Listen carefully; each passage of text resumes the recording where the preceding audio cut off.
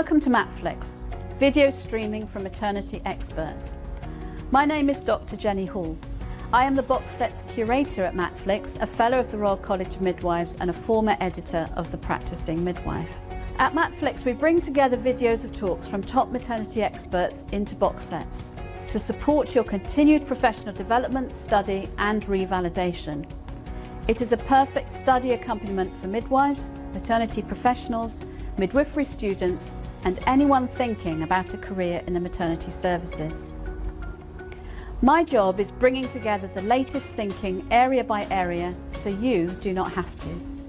Not only do you get the video of brilliant talks and relevant content in thematic box sets, you also get access to the audio version so you can listen on the commute or while you walk the dog. Plus links to the latest research in the relevant field, government policy documents, the presenter's PowerPoint and more besides. Sign up to Matflix now for the best video streaming from maternity experts.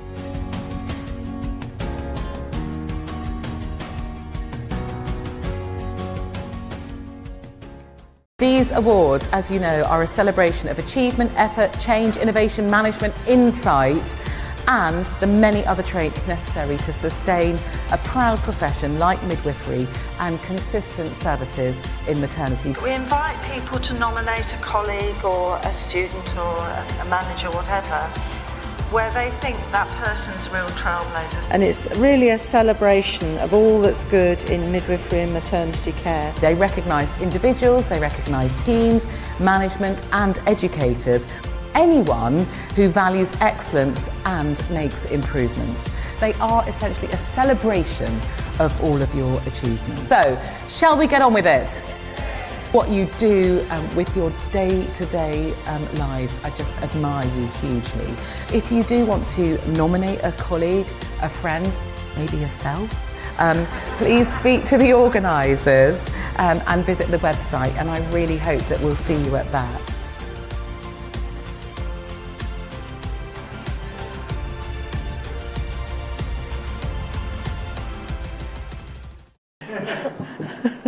Okay, now the first award is...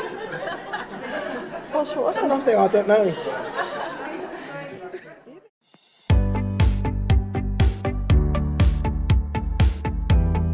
We have had a 40% caesarean section rate in the National Maternity Hospital. That is major abdominal surgery. Around 40,000 mums did not return to work in 2022. It's even more relevant if you're a mum who's experienced birth trauma. We spend more money on litigation than we currently spend on the maternity services. It's bonkers. It's in all of our interests, and particularly the government, to improve maternity services. We can't achieve our mission unless we bring parents and professionals together.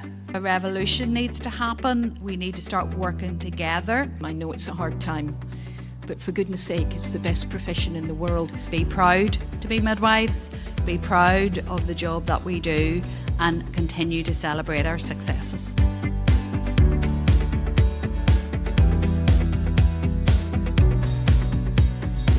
Midwives make a difference to women every single day, and let's not lose that. It's more important than anything.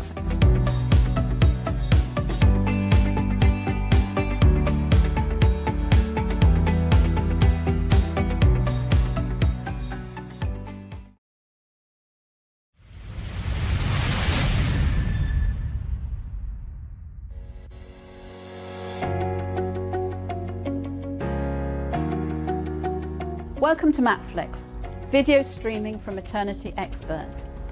My name is Dr. Jenny Hall. I am the box set's curator at Matflix, a fellow of the Royal College of Midwives and a former editor of The Practicing Midwife. At Matflix, we bring together videos of talks from top maternity experts into box sets to support your continued professional development, study and revalidation. It is a perfect study accompaniment for midwives, maternity professionals, midwifery students and anyone thinking about a career in the maternity services. My job is bringing together the latest thinking area by area so you do not have to. Not only do you get the video of brilliant talks and relevant content in thematic box sets, you also get access to the audio version so you can listen on the commute or while you walk the dog. Plus links to the latest research in the relevant field, government policy documents, the presenter's PowerPoint and more besides. Sign up to Matflix now for the best video streaming from maternity experts.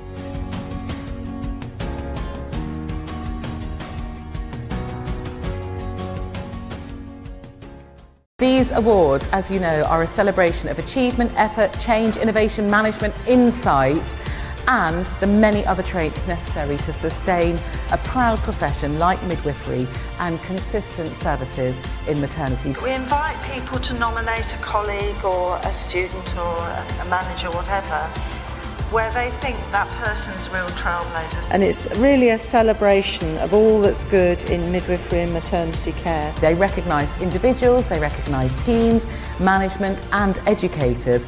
Anyone who values excellence and makes improvements. They are essentially a celebration of all of your achievements. So, shall we get on with it? What you do with your day-to-day lives, I just admire you hugely. If you do want to nominate a colleague, a friend, maybe yourself, please speak to the organisers and visit the website, and I really hope that we'll see you at that.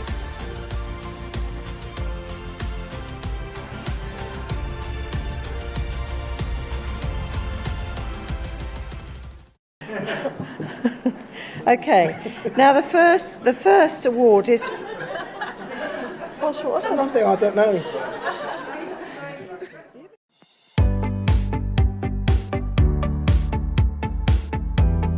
We have had a 40% caesarean section rate in the National Maternity Hospital. That is major abdominal surgery. Around 40,000 mums did not return to work in 2022. It's even more relevant if you're a mum who's experienced birth trauma. We spend more money on litigation than we currently spend on the maternity services. It's bonkers. That it's in all of our interests, and particularly the government, to improve maternity services. We can't achieve our mission unless we bring parents and professionals together. A revolution needs to happen. We need to start working together. I know it's a hard time, but for goodness sake, it's the best profession in the world. Be proud to be midwives, be proud of the job that we do, and continue to celebrate our successes.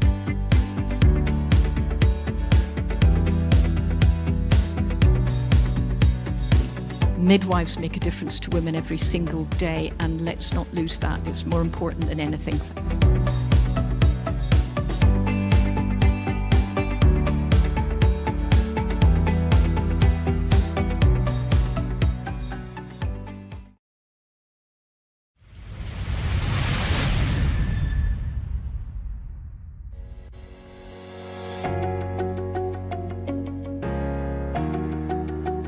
Welcome to Matflix, video streaming from maternity experts.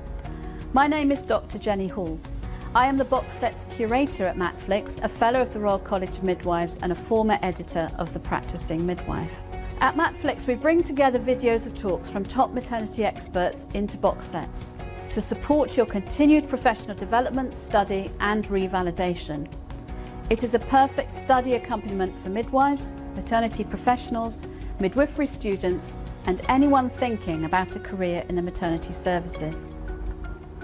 My job is bringing together the latest thinking area by area so you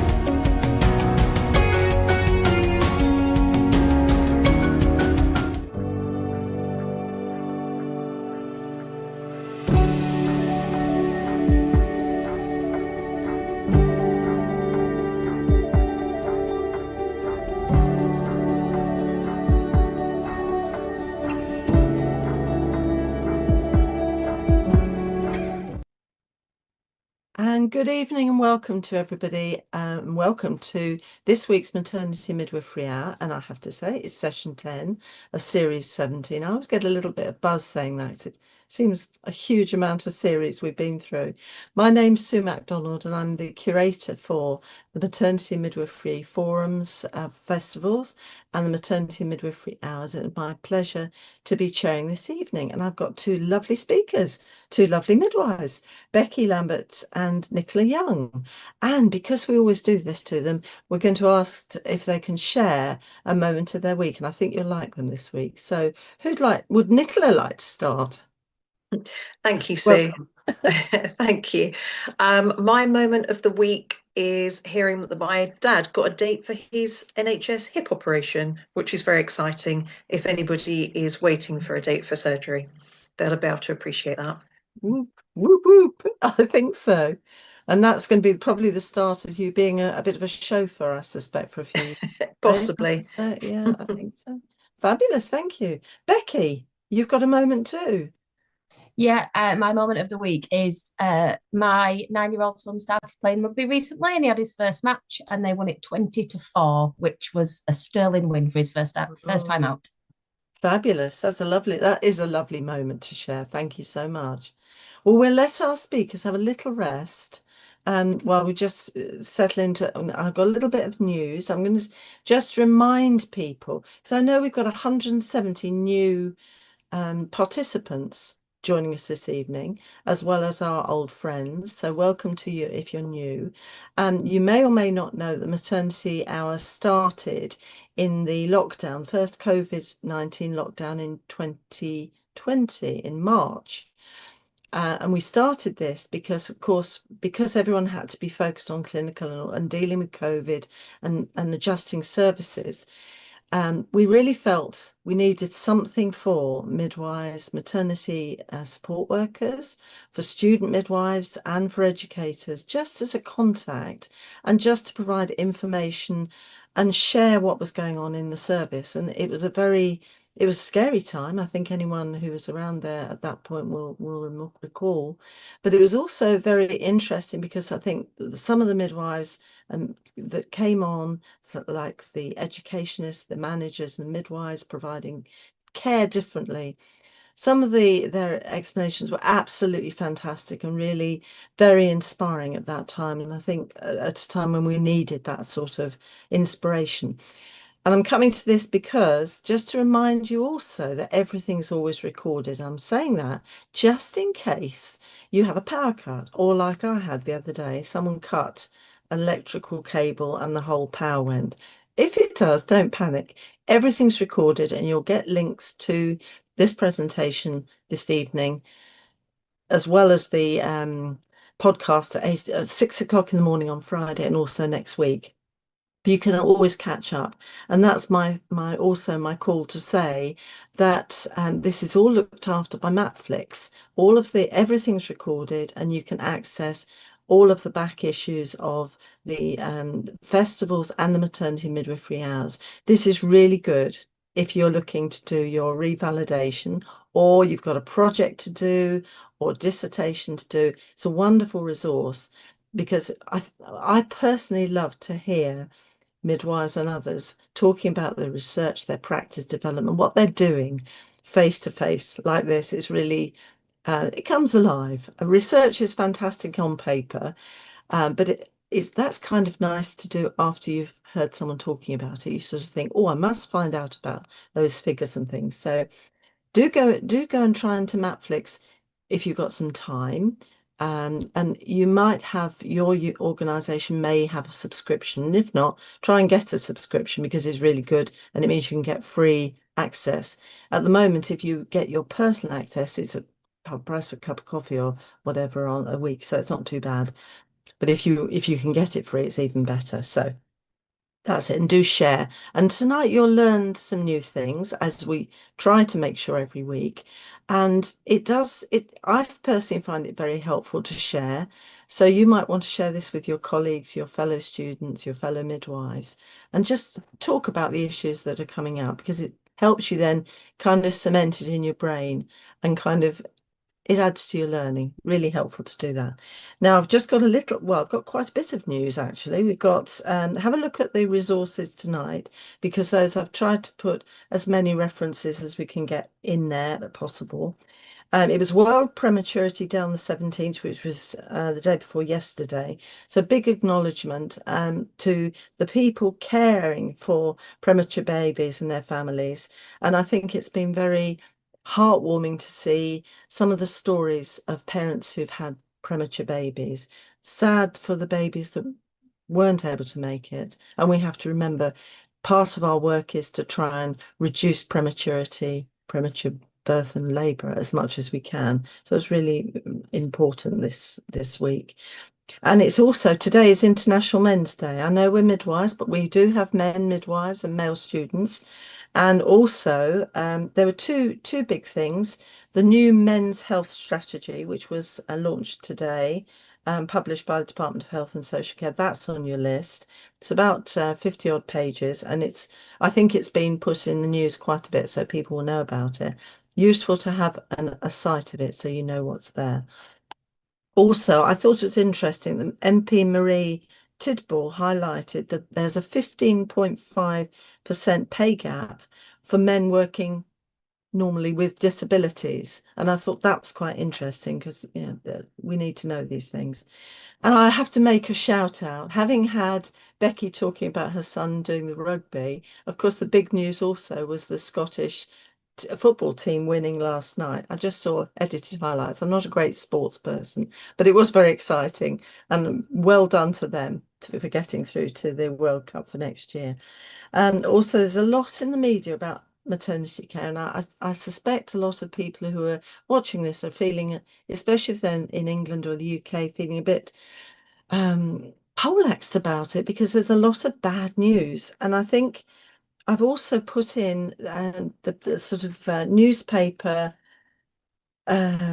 features, so you can have a look and have a read. Now, when you're reading it, read it critically, I have to say, because I think some journalists have got some information that's useful to us, and we need to know what they're saying, because some of these reports are very scary for the women we're caring for and their families. And also, it's very painful for us as midwives and students to read, but we need to look at it critically and look at the things that we haven't got right before, and look at how we communicate with women and families to get things better.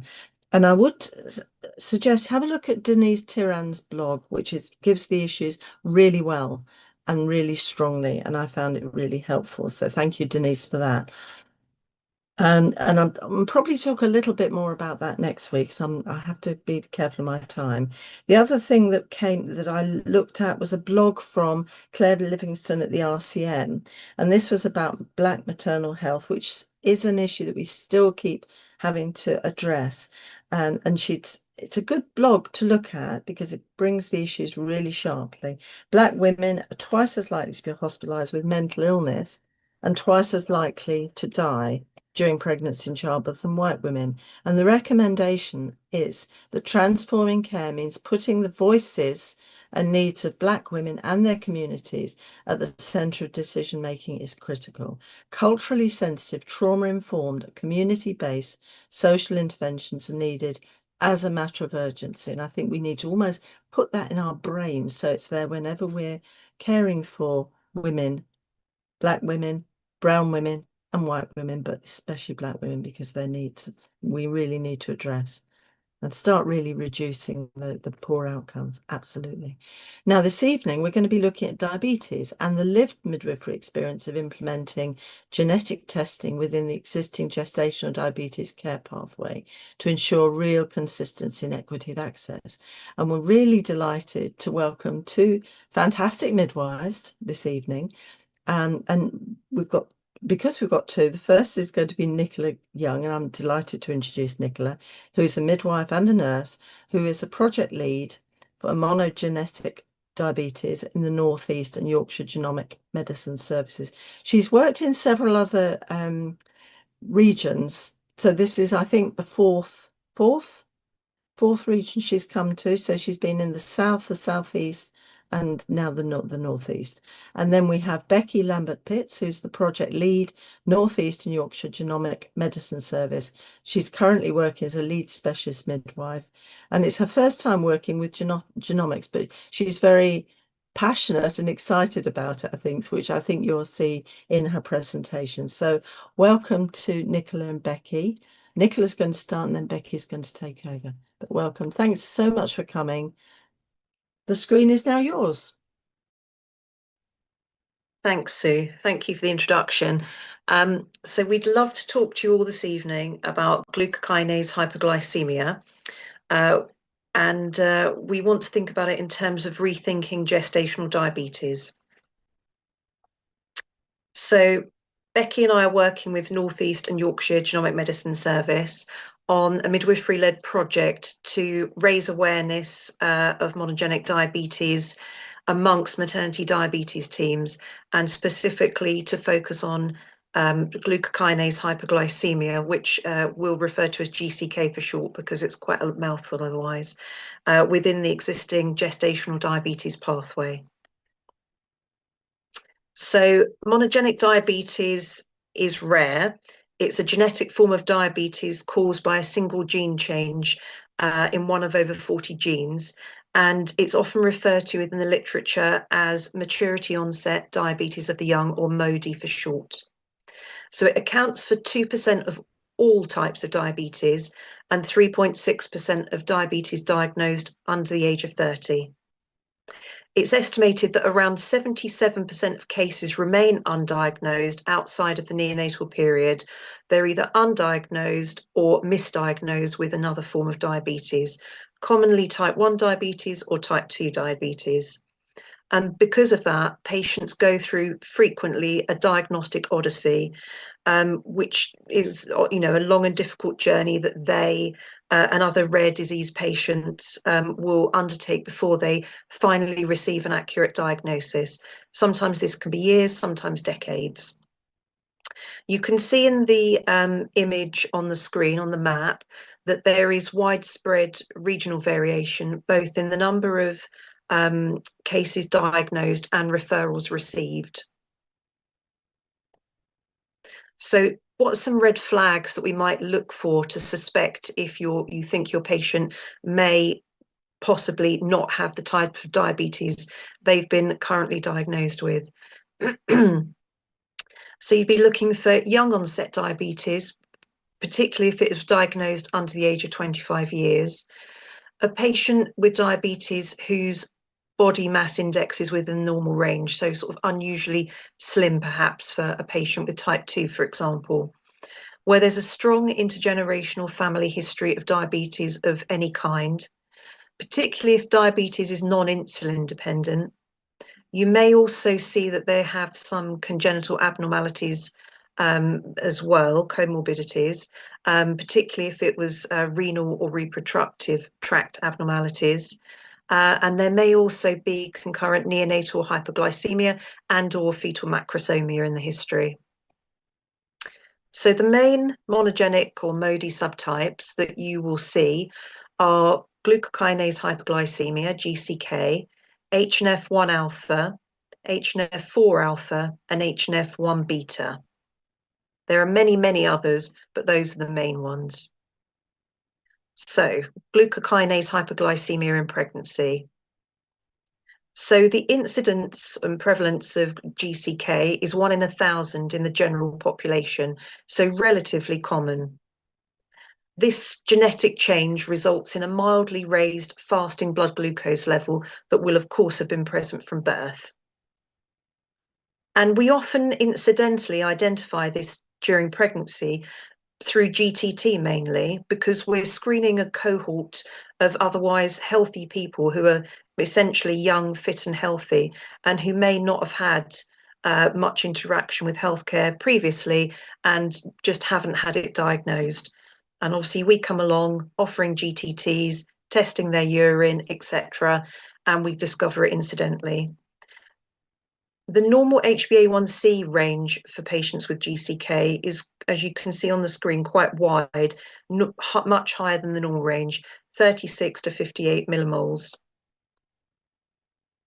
So people with glucokinase hyperglycemia, they've got the same risk as everyone else in the general population of developing type 2 diabetes. It doesn't put them at more risk or less risk.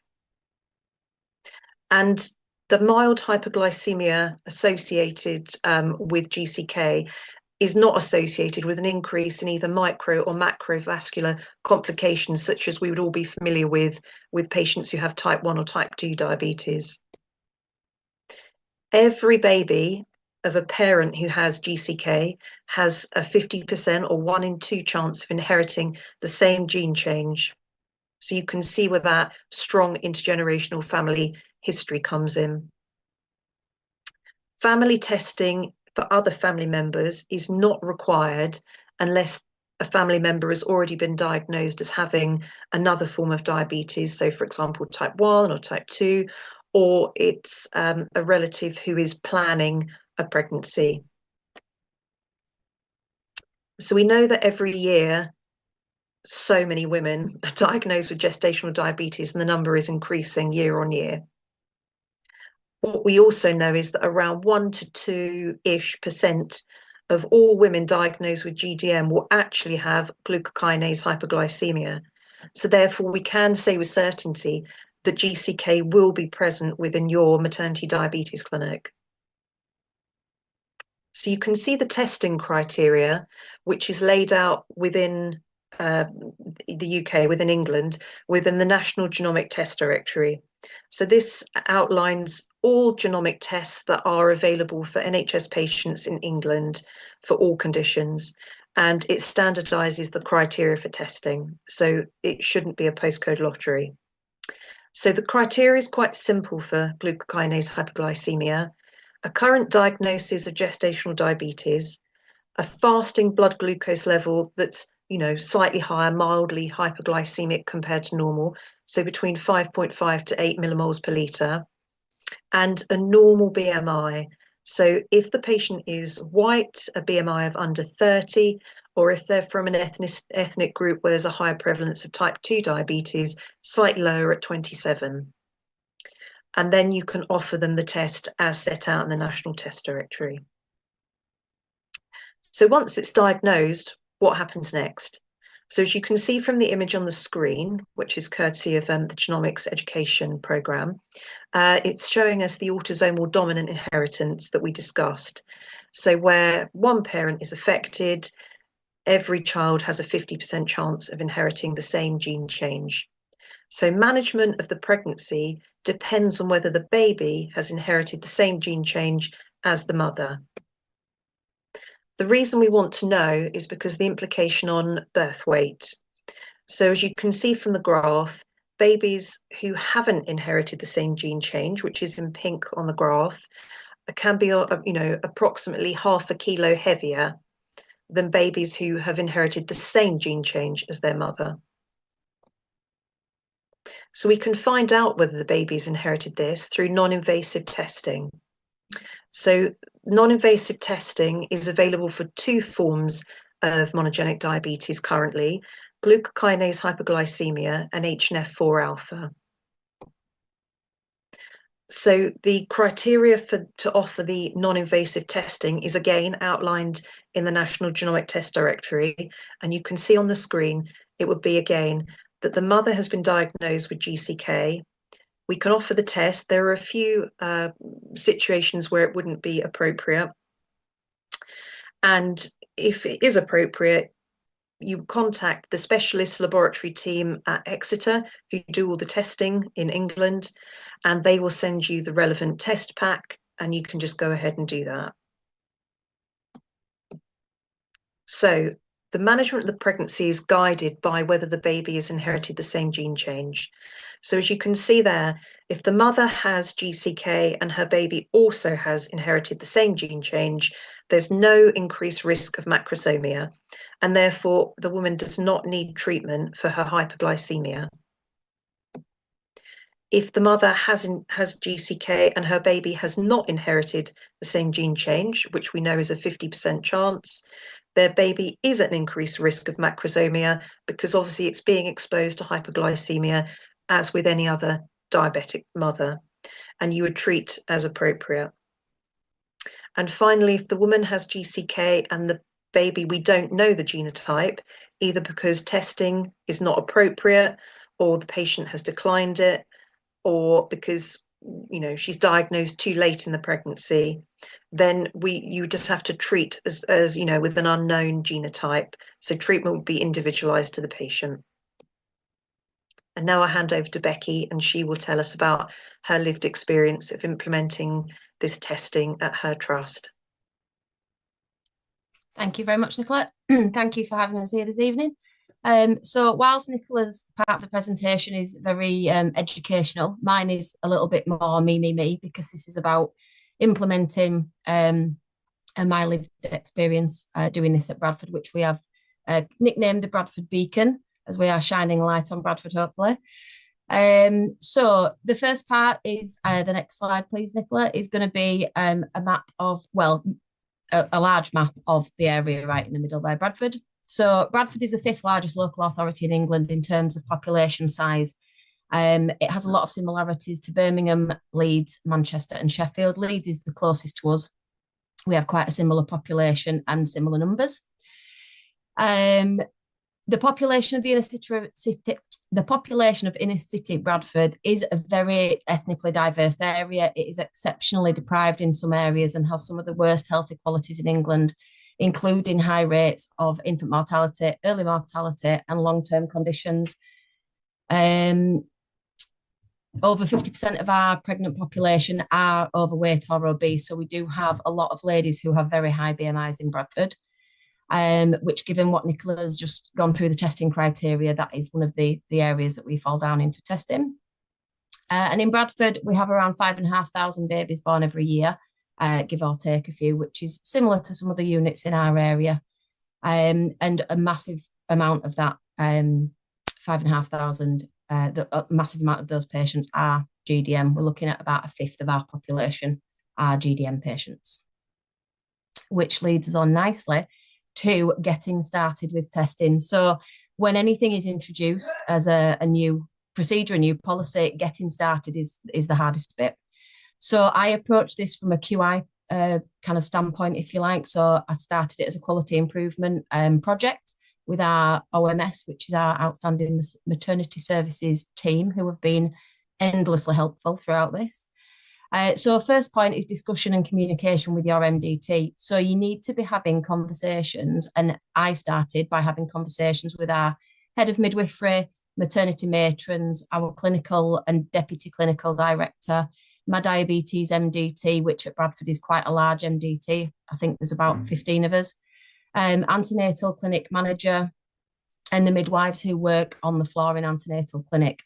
I wanted them to be on the same page as me. Why are we doing this testing? What are the benefits? Who are we testing? And why are we testing? What are the benefits, rather? And who are we testing? So keeping that communication open with your team, that is the best point of getting started. So amending existing diabetes and pregnancy trust guidelines and developing a SOP. Now, this seemed daunting to me because our diabetes guideline, like most trusts, it is exceptionally large. It is a little bit like War and Peace. So it does seem a daunting thing to start. However, because there's no NICE or RCOG guidance at the minute with regards GCK, we do have the Diabetes Genes website, which is where we have guidance for this. So that's a guidance in starting your change of guidance. It is a paragraph that I ended up putting into our guidelines, so it's not a huge, a huge portion of your guideline. And the SOP I developed alongside our, between me and Nicola and the wider team for GCK and our MDT, and it's a 1-page SOP. So a doable amount of guideline and SOP. So when I started discussions and communication with the wider team, I missed out some very important people. So the pathology lab and the post-room team are really important to get on board. So the pathology lab, obviously, we're taking samples, we're sending samples. It didn't even enter my head that I would need to speak to these people in the first instance. So now made friends with the pathology lab. At Bradford, we decided that it would be easier for the samples to go directly from me and straight out. from me down to Exeter, so it doesn't go to our lab. Now, this will be different for different locations. Everyone will have their own way of doing it, but it's important to have that conversation to find out what's best.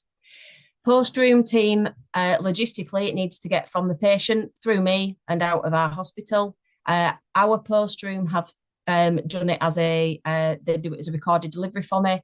They've provided the parcel, the packaging, and you do need to follow some quite strict guidance, which is available on the Royal Mail website, and I believe it's guidance 650 for packaging of samples. So those two people were really important to speak to. So developing standardised review for OGTT and blood results. So at my trust, we have a wonderful dashboard, which allows us to have the, just bear with me 1 second, because I'm having a little.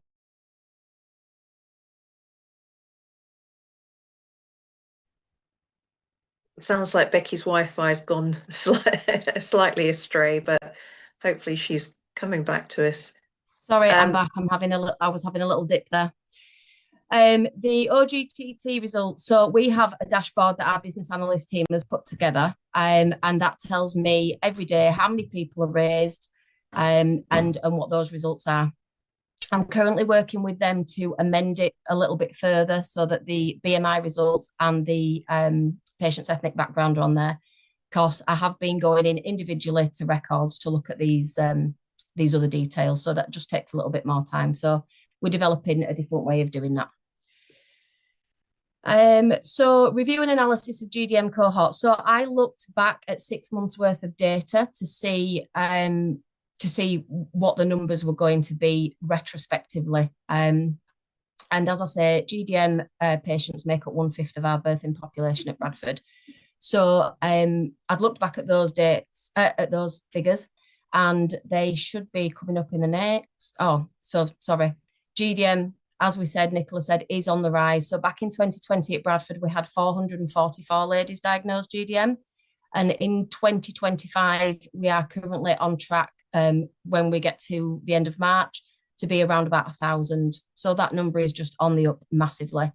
We do have a higher proportion of South Asian ladies at about 60%, lower numbers of Black ladies at 6.7 and white women at 26.7.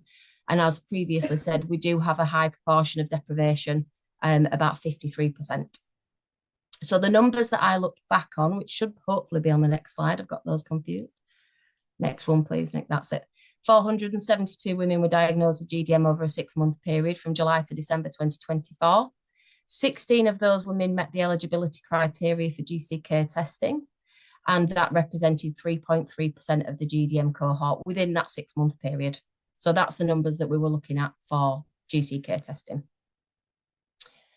So challenges. So first stop is keeping the awareness amongst your wider MDT. The amount of times that I stop consultants within our MDT in the corridor just to remind them that I'm doing this, or just to remind them that I've just tested a patient, or keeping it fresh in the mind. New things take time to embed. So just keeping that conversation going and making sure that your full team know why you're doing this. And like I've said, who are we testing? Why are we testing them? So specific testing issues within trusts. So initially, I thought that my specific testing issues would be with logistics, postage, getting the samples out of the building, the time for doing the checks and the auditing, and staff involvement and staff getting on board. I was exceptionally wrong. My team at Bradford have been amazing, to use the word exceptional again. They have been exceptional in accepting this. My main area of issue has been, and it is an issue at Bradford, patients accepting care and wanting to access care. So I've had quite a large number of ladies, unfortunately, who've declined testing for many reasons. But yeah, patient engagement has been one of the most difficult. So a lot of ladies have not wanted any further testing, and that was the bottom line. They just didn't want any further blood tests. Some people have declined because they just didn't like the idea of genetic testing. I'm sure some people have maybe not fully understood, and when we've tried to delve deeper, they've just not been interested. So there has been a number of problems for me, which is just something that, you have to have some resilience for and get used to, really. So those are the biggest challenges that we faced, which leads me nicely on to keeping the momentum going and resilience. So if you don't have great resilience, this will definitely develop your resilience skills, as it has done with me. So we have to remember, this is not about the amount of women that we get as a positive result, which has been drummed into me and I now feel is settled within me. It isn't about the number of women that we're getting positive. It's about the number of women that we are testing, and it's the equality of that test and the availability of that test across the board for all eligible patients. So my resilience has gone up tenfold. And when we put this presentation together, I'd only tested 2 patients. However, I'm now at a whopping 5. I've still not had a positive, but my resilience is ongoing and getting stronger. So we will just keep it going and see where we get to. Sustainability-wise, it is exceptionally important. I love that word this evening, exceptionally important, that you are keeping, that you're not a single point of failure. So I was, or currently am to a degree, still a single point of failure. It only takes annual leave or illness for some scaffolding around this to fall down. So I am very keen on training other members of my team. So I have 2 wonderful midwives that work alongside me, and I'm going to be training them in consenting ladies for the test and making sure that there is somebody there at all times that can complete the consent, can do the testing and can get it out of the building down to Exeter. So yeah, key to have a number of team members alongside. And then audit, with it being a QI project, that's the way that I approached it. I'm constantly auditing. I'm constantly looking at who we're testing, how many we're testing. If we're not testing them, why aren't we? I'm starting a bigger piece of work soon on ladies who decide against the test to look into reasons for declining the test. So auditing all the time, keeping it moving forward. So audit is key. And then sources of support. So there are a good few sources of support. So we have the 1 in 6 billion podcast, which is a wonderful listen, and that's available on all podcast platforms. We have our regional community of practice support group. So that is a safe space for us to get together regionally, DSMs, any members of the MDT who want to, come to that can. And it's a troubleshooting area where we can discuss, our wins. And we do have definite fails that we discuss as well, and fall down areas, but we're keeping that, it's about keeping that momentum going and supporting each other through it. The Diabetes Genes website is an amazing resource for all things GCK and all things, diabetes genes. And we also have the North Eastern Yorkshire digital GMS digital toolkit, which we've been working on through this project to enable people to have a toolkit of resources to go to, so that they've got a starting point, they can cherry pick information and then make their own guidance and SOPs and things like that. And then finally, it is about, the take-home messages. So remembering your red flags. This can appear in family history, test results or scans. As Nicola said, we are within maternity testing and otherwise mostly healthy population. So it can be found incidentally, but it also can be found in family history. So make sure that you're assessing family history and looking at family history properly. Early risk assessment allows timely testing. So Nicola did mention when ladies get diagnosed later. So the sooner that we can diagnose these ladies in pregnancy, the better.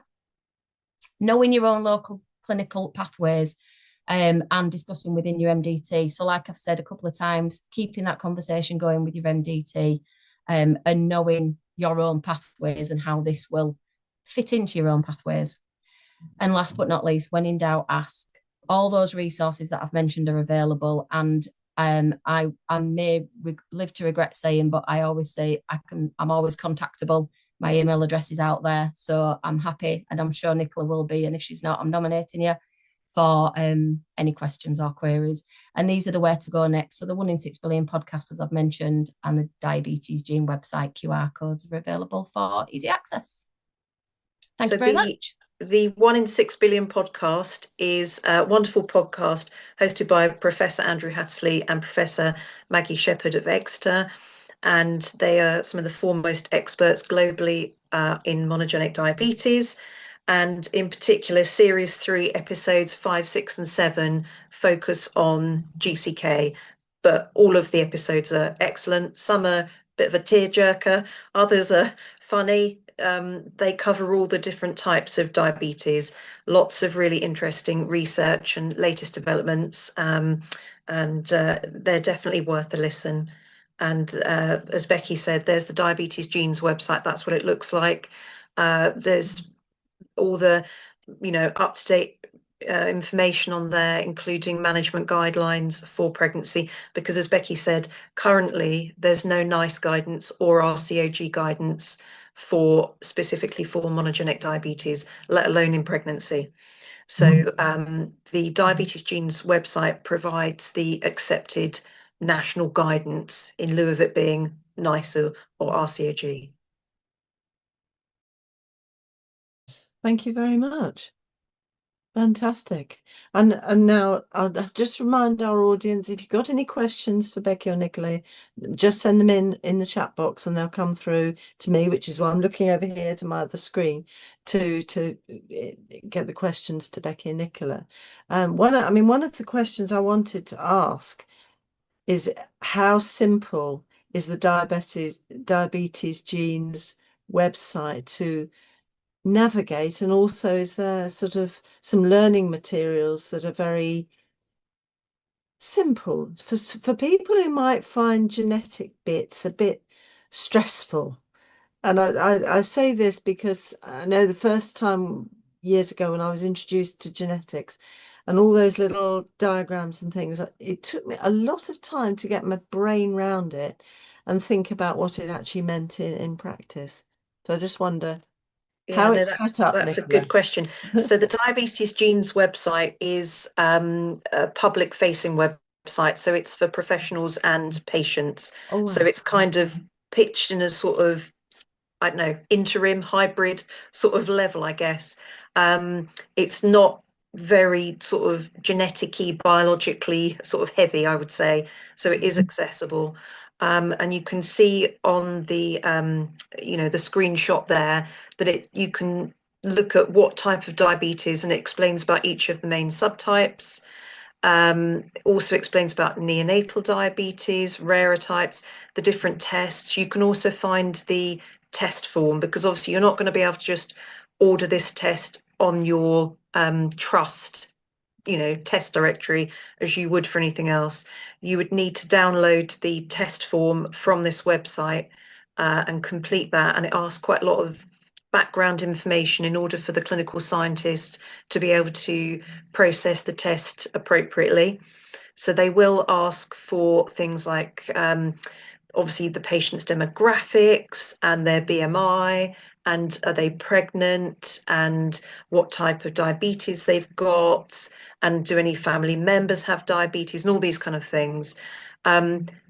It's the same test form for all the different subtypes of diabetes. You don't need to fill in all of the test form if you're only suspecting your patient has this one very straightforward subtype, GCK. Because it can be quite off-putting when you look at the form, and it's quite long, and it asks for a lot of information in terms of type 1 blood test results, GAD results, C-peptide, zinc transporter, all that kind of thing. And if you're thinking, well, my patient's got GDM and we haven't done any of that, you don't need to fill that part in. Okay. Now, I remember you had the little map of England. So are you saying that wherever you are in England, even if you haven't got a project like that you're part of going, you can make a request in for a particular test? Yeah, so all genetic tests available to NHS patients in England can be found on, if you just Google National Genomic Test Directory, and you'll see all genetic tests, whether it's for cardiomyopathy or anything. There are so many inherited conditions, aren't there? Everything in the world is sort of on there, and it will tell you what the eligibility criteria is for each of those tests, because obviously different tests the criteria will change over time. So it is always worth just checking on there to see if there's been a change. But that will set out the eligibility criteria, and they will direct you in that test directory to the Diabetes Genes website to obtain the correct test form, the consent form, or you can get it directly from the Diabetes Genes website and download it, complete it, and send a copy off with the sample, and then email a copy to the lab as well, so they know to expect the sample. Yeah, I like Becky's description of her work with the post room, because this is the sort of thing that you, with these sort of projects, that is almost, this happens invisibly, doesn't it? But in this sort of quality improvement project, you need to know the root of everything, from the patient, from the woman, all through the results, through everything. And I really enjoyed that bit, Becky, and thank you for that. I did wonder, because you were saying about some women refusing the test, and I wondered when you said that, I mean, how do you go about making sure women understand? Do you always make sure you have a translating service for that particular consent? I might be doing very obvious, but it's just to clarify for people. No, that's fine. So yeah, we would always have an appropriate interpreter available, and even for so I tend to see these ladies when they come for the first appointment after being diagnosed. So they would always have an interpreter for that appointment, and then if I can tag that conversation on, then I will. But if I can't and it has to be a separate, then we'd always have interpreting services. But we were discussing this earlier today, myself, Nicola, and Denise, our project lead, about varying reasons, and there is varying reasons, and there will be varying reasons for declining testing in different localities, and that's a big piece of work that I want to look into to find out, is it about understanding, is it, where does the problem lie? So that's my next piece of work, to look at that. And that sounds quite a big task, actually, with the auditing, and really useful to track down, because as soon as you were saying that, my mind was going and thinking, well, I wonder why would you be refusing a test? Because in a lot of situations, women are very keen to have the tests, any tests, to sort of almost enforce the fact all is going to be fine, all is going to be normal, and they're going to know exactly what they're dealing with. So I was very interested in that aspect of it. Yeah, we do have problems, not just with this, even just with having people coming in for a glucose tolerance test, that they decline it, and we did a big QI piece of work a while ago on that, and we're still working on that. Because there's just so many reasons as to why people decline. I hoped you were going to give me a little result there, Becky. No, it's an ongoing piece of work, really. And we've been working on it because we've had a lot of changes at Bradford within the diabetes service as well. So it's just getting to the bottom of those reasons and trying to embed anything we can into practice to improve those DNA rates and decline rates, really. Yeah, because I mean, some of the statistics, like 77% of cases being undiagnosed, it's quite stark, isn't it? I mean, when you look at, especially when you had the little tables of all the results going upwards, everything's going up and getting worse. It's quite thought-provoking, actually, to how we can deal with it. Yeah, absolutely. It is. There's just so many different areas to deal with. It's kind of multifaceted, isn't it, almost? So yeah, I'm doing as many QI projects at one time as I can to get to the bottom of it. Gonna list them out now.